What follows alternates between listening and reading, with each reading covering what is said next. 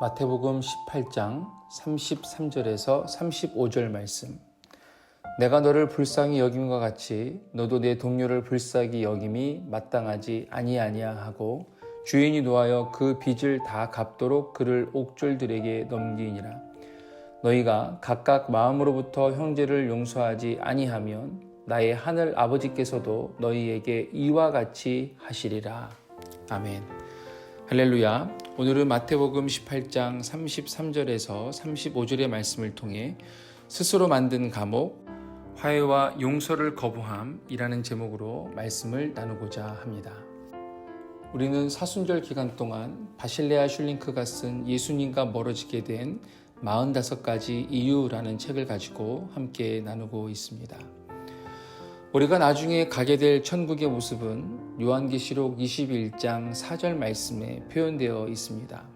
모든 눈물을 그 눈에서 닦아주시니 다시는 사망이 없고 애통하는 것이나 곡하는 것이나 아픈 것이 다시 있지 아니하리니 처음 것이 다 지나갔음이러라. 이 말씀을 읽으며 느껴지는 것은 평안과 기쁨이고 이 모습은 바로 천국의 모습입니다. 그런데 이러한 평안과 기쁨은 이 땅에서도 사람들이 서로 사랑하며 화목하게 살 때 동일하게 경험되기도 합니다. 이 땅에 살지만 우리가 서로 사랑하고 화목하면 우리는 이 땅에서도 천국을 경험할 수 있다는 것이죠. 하지만 한 집에 살면서도 사람들이 서로 용서하지 않고 원한을 품고 싸운다면 아무리 좋은 집, 좋은 차, 좋은 음식, 좋은 환경이라 할지라도 그곳은 아마 지옥이 될 것입니다.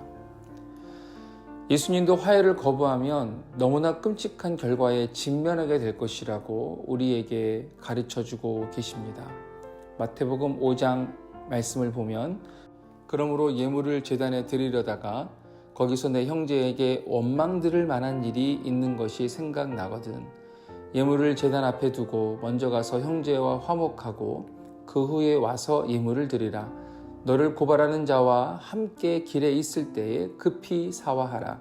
그 고발하는 자가 너를 재판관에게 내어주고 재판관이 옥리에게 내어주어 옥에 가둘까 염려하라. 진실로 내게 이르노니 내가 한 푼이라도 남김이 없이 다 갚기 전에는 결코 거기서 나오지 못하리라. 화해를 거부하면 감옥에 던져진다는 것을 우리는 알 수 있습니다. 사도 바울도 로마서 1장 28절 32절에서 분쟁하고 시기하고 악을 도모하는 자는 사형에 해당한다고 말하고 있습니다. 디모데후서 3장 1절에서 5절 말씀에서도 화해를 거부하는 자가 하나님의 진노의 잔을 마시게 될 사람이고 이러한 사람들에게서 아예 돌아서라고 사도 바울은 권면하고 있습니다. 오늘 우리가 읽은 마태복음 18장은 1만 달란트를 탕감받고 용서받은 종이 자신에게 고작 100데나리온 빚진 자의 간천과 용서를 거부하고 이 모든 과정을 본 주인의 사람들이 주인에게 말해서 결국 1만 달란트 탕감받은 자는 다시 자비가 없는 심판을 받게 되는 내용입니다. 이렇게 화해하지 않고 용서를 거부하는 죄는 누구를 통해서든지 그 죄가 하늘에 도달하게 되고 하나님이 아시게 됩니다. 그리고 우리가 용서하지 않는 사람들의 목소리가 하늘 보좌에 도달해서 우리의 용서하지 못함과 화해하지 않는 죄를 고발합니다. 그 결과는 용서도 없고 자비도 없고 화해도 없는 심판을 받아서 바깥 어두운 곳에 쫓겨나게 되고 슬피 울며 이를 갈게 됩니다. 그리고 하나님의 진노의 잔을 피할 수 없는 지경에 이르게 되는 것입니다. 용서하지 않고 화해하지 않는 사람은 하나님께 아무리 부르짖어도 하나님이 듣지 않으십니다. 마음의 문을 닫아버리십니다. 시편 66편 18절 말씀에 보면 내가 나의 마음에 죄악을 품었더라면 주께서 듣지 아니하시리라고 말씀하고 계시기 때문입니다. 화해를 거부하고 용서를 하지 않는 것은 또 용서를 받아들이지 않는 것은 상대방과 나 사이에 높은 장벽을 쌓게 되는 것입니다. 또한 동시에 하나님과의 사이에서도 장벽을 쌓게 되는 일이 됩니다. 때문에 우리는 내 영혼의 잘됨과 강건함을 위해서 지체들에 대한 비난을 버리고 화해하면서 살겠다는 마음, 그리고 용서하며 살겠다는 마음을 우리 마음 가운데 품어야만 합니다. 이제 그러면 어떻게 해야 할까요?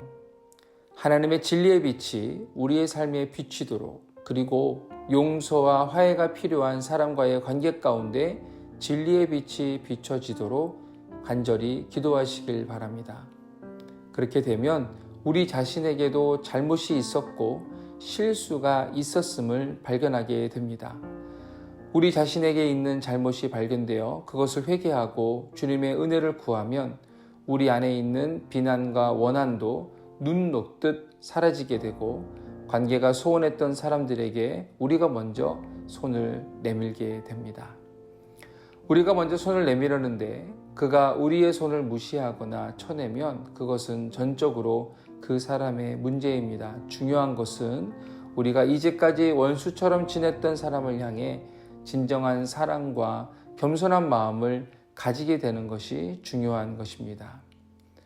우리가 죄를 짓고 우리 스스로 하나님과 원수되어 있었지만 하나님은 아들 예수 그리스도를 보내셔서 먼저 우리에게 손을 내미셨습니다. 우리 안에 예수님이 계시다면, 그리고 우리가 진리의 빛 가운데 있다면 우리가 먼저 화해와 용서의 손을 내미는 것이 마땅한 일인 것입니다. 또 하나 중요한 것은 지금 당장 오늘 실천하는 것입니다. 우리에게 상처를 준 이웃과 화해하는 일이 어쩌면 내일에는 불가능해질 수도 있기 때문입니다. 비난과 원한의 마음을 조금이라도 우리의 마음과 우리의 관계 가운데 허락해서는 안 됩니다. 즉시 순종하시고 실천하셔서 예수 그리스도의 사랑을 이루시고 이 땅에서 하나님의 나라, 천국을 풍성히 경험하여 누리시기를 예수님의 이름으로 축복합니다. 기도하시겠습니다. 주님, 우리의 자존심 때문에 먼저 손 내밀지 못하고 상대방이 우리에게 한 일이 너무도 상처가 되어 용서하지 못했던 시간들이 있었음을 주님 앞에 고백합니다. 우리를 위해서 십자가에 주님께서 당하신 고통과 고난을 생각하면 용서하지 못할 일도 화해하지 못할 일도 없을 텐데 우리가 용서를 거부하고 화해를 하지 못하는 이유는 여전히 십자가의 주님을 잘 모르기 때문인 것 같습니다. 예수님을 믿고 따르겠다고 말만 할 뿐 여전히 우리에게 사랑이 없음을 고백합니다. 주님, 우리에게 주님의 마음을 주시옵소서. 우리의 마음에 사랑을 채워 주옵소서. 우리를 용서하신 주님의 사랑으로 지체들을 용서하고 화해의 손을 먼저 내밀게 하여 주옵소서. 주님의 성령을 우리 안에 채워 주옵소서. 그래서 주님의 그 십자가의 길을 따라가게 하여 주시옵소서. 예수님의 이름으로 기도하옵나이다. 아멘.